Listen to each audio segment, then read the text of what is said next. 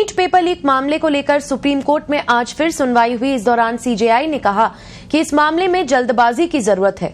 पूरे देश में छात्र इस मामले का इंतजार कर रहे हैं। सुप्रीम कोर्ट ने बड़ा अंतरिम आदेश देते हुए कहा कि नीट परीक्षा में हाजिर होने वाले छात्रों के नंबर सार्वजनिक किए जाएं, पर ध्यान रखा जाए कि किसी छात्र की पहचान सामने न आए।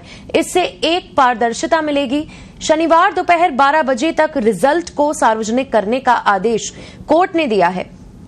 इस मामले में अब सोमवार को फिर सुनवाई होगी। इससे पहले सुप्रीम कोर्ट ने याचिकाकर्ताओं के वकील से कहा कि अगर वो ये साबित करें कि परीक्षा में गड़बड़ी और लीक बड़े पैमाने पर हुई है, तो अदालत नीट यूजी 2024 को नए सिरे से कराने का आदेश दे सकती है। सुनवाई के दौरान सॉलिसिटर जनरल ने कहा कि हमने एक और स्टेटस रिपोर्ट दायर की है। इस पर सुप्रीम कोर्ट ने कहा कि हमने वो रिपोर्ट भी देखी है। कोर्ट ने सुनवाई के दौरान कहा कि हमें सीबीआई ने भी स्टेटस रिपोर्ट सौंपी है। हम इसे सार्वजनिक नहीं कर सकते क्योंकि इससे सीबीआई की जांच पर असर पड़ सकता है। चीफ जस्टिस ने याचिकाकर्ता के वकील से कहा कि आपके पास कोई ठोस सबूत है।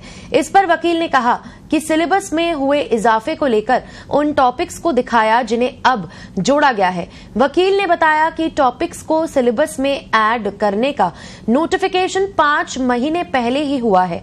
हैरानी वाली बात यह है कि एनटीए ने इस पर कोई भी जवाब नहीं दिया।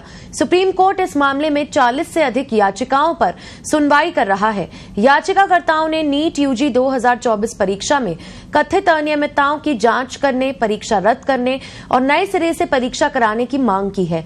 इनमें राष्ट्रीय परीक्षा एजेंसी एनटीए की याचिका भी शामिल है, जिसमें उसने परीक्षा में कथित अनियमितताओं को लेकर विभिन्न हाईकोर्ट में उसके खिलाफ लंबित मामलों को सुप्रीम कोर्ट में स्थानांतरित करने की अपील की है। मामले में अब सोमवार को फिर सुनवाई होगी। इससे पहले सुप्रीम कोर्ट ने याचिकाकर्ताओं के वकील से कहा कि अगर वो ये साबित करें कि परीक्षा में गड़बड़ी और लीक बड़े पैमाने पर हुई है, तो अदालत नीट यूजी 2024 को नए सिरे से कराने का आदेश दे सकती है। सुनवाई के दौरान सॉलिसिटर जनरल ने कहा कि हमने एक और स्टेटस रिपोर्ट दायर की है।